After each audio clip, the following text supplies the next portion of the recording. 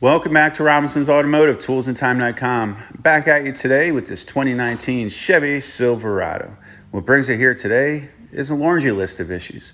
Main priority was the AC not working.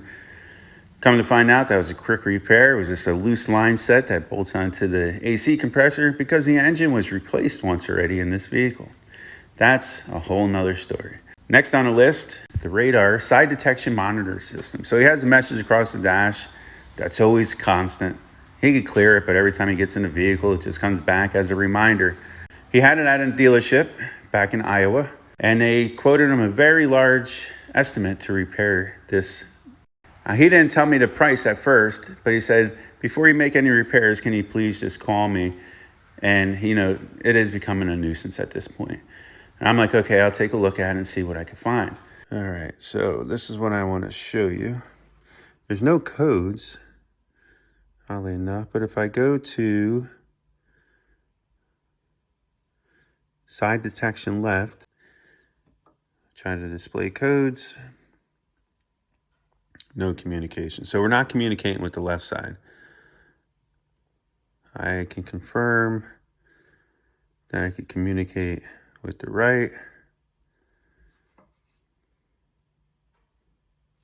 And we have a couple of codes here, but one of the codes is the lost communication with the left. So, and this one I can display the data and everything. Confirmed, the right side is working as it should from what I can see. So, why do we not have communication with this side, the left side detection module? Well, I'm going to show you. These vehicles, just like many others, they use radar detection. This one is somewhere around this side. And if you come on underneath,